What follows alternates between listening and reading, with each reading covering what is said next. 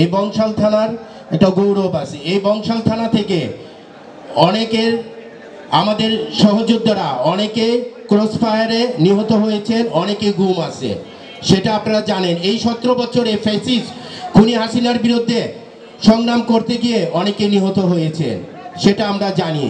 এই বংশাল থানা যুবদল একটা সুসংগঠিত যুবদল বলে আমি বিশ্বাস করি।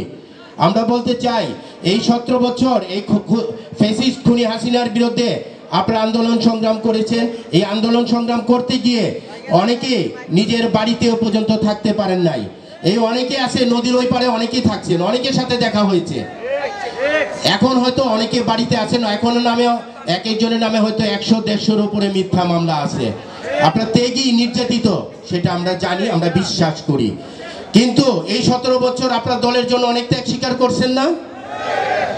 নির্বাচনের আগ পর্যন্ত আপনারা কি সবাই ধৈর্য ধরে দলের নির্দেশনা মানতে পারবেন না? সে পর্যন্ত সবাই ঐক্যবদ্ধ থাকতে হবে। এই ঐক্যবদ্ধ থেকে শেখ হাসিনা চলে গেছে, কিন্তু তার দোসররা কিন্তু এখনো বাংলাদেশে বিচরণ করছে। এই প্রয়োজন বোধে আমাদের 50% বিজয় হয়েছে, আরো 50% কিন্তু আমাদের বাকি আছে। এখনো কিন্তু দেশকে নিয়ে ষড়যন্ত্র করছে। আপনারা সবাই ঐক্যবদ্ধ থেকে এই ফ্যাসিস্ট খুনি হাসিনার দোসরদের বিরুদ্ধে সবাই সজাগ থাকতে হবে। আমাদের মহানগরের আহ্বায়ক সদস্য সচিব কোনো নির্দেশনা যদি দেয় আপনাদের, সেই নির্দেশনা আপনারা বাস্তবায়ন করতে কি প্রস্তুত আছেন না? আশা করি আপনারা সেই বাস্তবায়ন করবেন।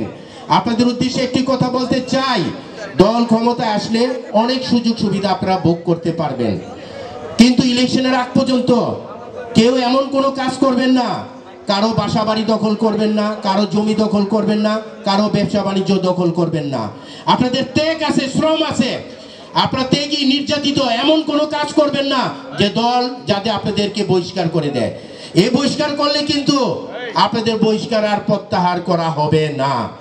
সেই জন্য দলের নির্দেশনা মানার পর্যন্ত আপনারা সবাই ধৈর্য ধারণ করবেন। দল যে নির্দেশনা দেয় সেটা কি বাস্তবায়ন করবেন? আমি বিশ্বাস করি আপনারা সেটা মেনে চলবেন। সংগ্রামী সাথী ও বন্ধুরা আমার, আমরা জনাব তারেক রহমানের নির্দেশে আজকের এই কর্মী সভা করতে যাচ্ছি। তারেক রহমান একটি 31 দফা দিয়েছে। সেই 31 দফাতে সবাই পড়বেন, নিজেরা পড়বেন, নিজেদের কর্মীদের পড়াবেন, নিজেদের ঘরে ঘরে নিজেদের মা ভাই বোন যারা আছে মাঠে ঘাটে বাজারে সবাই 31 দফা বিলি করবেন। এই 31 দফার ভিতরে এই অন্তর্বর্তীকালীন সরকার যেটা চাচ্ছে রাষ্ট্র সংস্কার করার জন্য, সেটা 31 দফায় লিপিবদ্ধ করা আছে।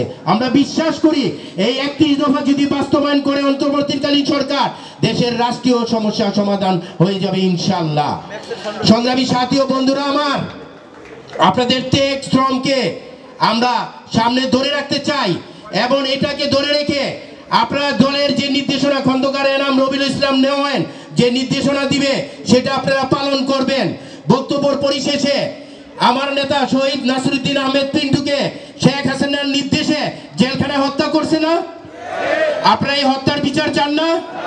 ইনশাআল্লাহ শেখ হাসিনা সহ তার দোসরদের এই বাংলার মাটিতে বিচার করা হবে ইনশাআল্লাহ। এই আশা প্রত্যাশায় ব্যক্ত করে আমি আমার বক্তব্য শেষ করছি। খোদা হাফেজ, বাংলাদেশ জিন্দাবাদ। সবাইকে ধন্যবাদ। আসসালামু আলাইকুম।